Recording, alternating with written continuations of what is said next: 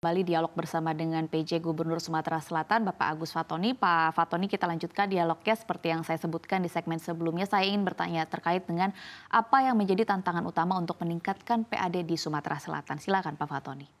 Ya tentu di dalam meningkatkan PAD perlu ada terobosan-terobosan, perlu ada inovasi, dan juga perlu ada sosialisasi yang kuat. Termasuk juga terobosan agar masyarakat yang membayar pajak itu lebih mudah, bisa kapan saja dilakukan. Maka tantangan yang perlu dilakukan dalam rangka mengatasi itu semua adalah perlu ada sosialisasi, masyarakat sadar dan mengetahui apa yang harus dilakukan, pajak dan retribusi apa saja yang bisa dan harus dibayarkan.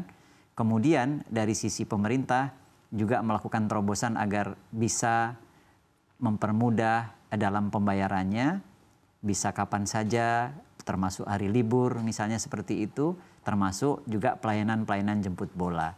Itu yang perlu dioptimalkan sehingga apabila masyarakat mudah membayarnya, mudah membayar pajaknya, masyarakat bisa lebih besar partisipasi dalam membayar pajak. Baik, kalau dari pekan lalu kita tahu bahwa Presiden Republik Indonesia Joko Widodo baru saja berkunjung ke Provinsi Sumatera Selatan, lebih tepatnya tiba di Lubuk Linggau begitu. Salah satunya adalah untuk mengecek inflasi. Mungkin boleh dijelaskan Pak Fatoni, menurut temuan Anda dan juga mungkin yang juga dilihat oleh Presiden secara langsung, bagaimana kondisi inflasi di Sumatera Selatan saat ini? Ya, kita bersyukur pada minggu yang lalu Bapak Presiden itu mengunjungi Sumatera Selatan, berkunjung ke rumah sakit, ke Bulog, dan juga ke pasar-pasar. Dari sisi inflasi, alhamdulillah di Sumatera Selatan cukup menggembirakan, inflasi terkendali dan bulan ini, tanggal 1 yang lalu baru saja diumumkan bahwa secara nasional, mon to mon dari 38 provinsi, 24 kota inflasi dan Sumsel terendah inflasinya yaitu 0,6%. Ini tentu sangat rendah. Secara year on year, Sumsel menempati peringkat ke-20 secara nasional.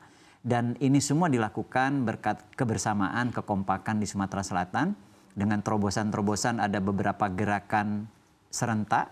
Di antaranya adalah gerakan serentak pengendalian inflasi se-Sumatera Selatan. Sehingga seluruh stakeholder, semua pihak bersama-sama menangani inflasi. Dan juga ada gerakan pasar murah serentak se-Sumsel. Jadi di Sumsel setiap hari Senin, Selasa, dan Kamis ada pasar murah di seluruh kabupaten, kota, dan provinsi sehingga masyarakat bisa mendapatkan bahan pokok yang murah, lebih murah dari harga pasaran. Dan setiap hari itu ada toko kepo, toko kebutuhan pokok yang juga harganya lebih rendah dari harga pasaran. Nah, gerakan-gerakan serentak, gerakan bersama yang melibatkan dengan semua pihak, baik pemerintah, swasta, BUMN, BUMD, ini menguatkan Sumatera Selatan dalam penanganan inflasi sehingga inflasi di Sumatera Selatan bisa terkendali. Baik, kita tahu bahwa di tahun 2023 pertumbuhan ekonomi Provinsi Sumatera Selatan ini adalah tertinggi kedua di Pulau Sumatera. Ini adalah sebuah prestasi, tapi yang ingin saya tanyakan ke Pak Fatoni mungkin dalam keterlibatan UMKM, karena kan kalau secara nasional ini dari pemerintah pusat sedang mendorong UMKM untuk menjadi tulang punggung pertumbuhan ekonomi nasional. Tapi kalau dari provinsi sendiri apa Pak yang dilakukan atau upaya-upaya yang dilakukan oleh pemerintah dari Sumatera Selatan untuk mendukung UMKM sebagai tulang punggung pertumbuhan ekonomi di provinsi? Iya, di Sumatera Selatan pembinaan UMKM dilakukan secara masif. Berbagai pihak kita libatkan, baik pemerintah, BUMN, BUMD termasuk juga swasta. Jadi ada pembinaan, kemudian ada upaya-upaya lain dalam rangka meningkatkan atau menguatkan UMKM itu diantaranya pelatihan, sosialisasi, expo, kemudian juga pameran, baik di dalam Sumatera Selatan sendiri maupun di luar Sumatera Selatan. Dan ini cukup signifikan hasilnya, kita juga terus berusaha menaikkan produk-produk andalan Sumatera Selatan, termasuk di Sumatera Selatan telah di-launching kopi Sumsel.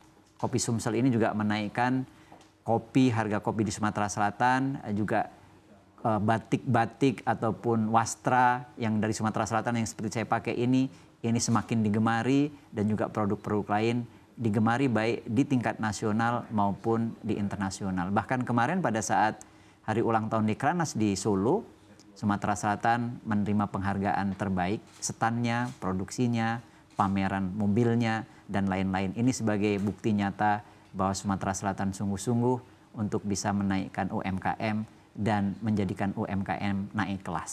Baik, Pak Fatoni, ini akan menjadi pertanyaan saya yang terakhir dan ini mungkin untuk proyeksi di tahun 2024 bahwa kita tahu kondisi ekonomi global ini sedang tidak baik-baik saja. Kalau dari data di pemerintah pusat ini juga sudah berpengaruh juga terhadap pertumbuhan ekonomi begitu.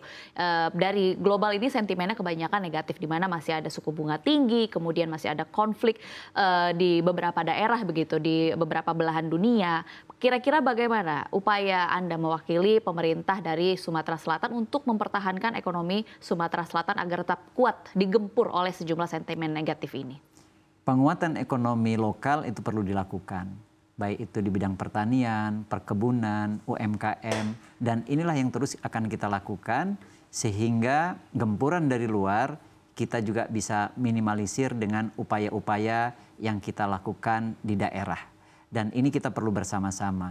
Dan dibuktikan selama ini upaya-upaya ini cukup efektif sehingga bagaimanapun kondisinya Sumatera Selatan pertumbuhan ekonominya masih yang terbaik sementara inflasinya juga terjaga. Ini menjadi modal bagi Sumatera Selatan untuk melakukan pembangunan termasuk juga untuk mensejahterakan masyarakatnya. Baik.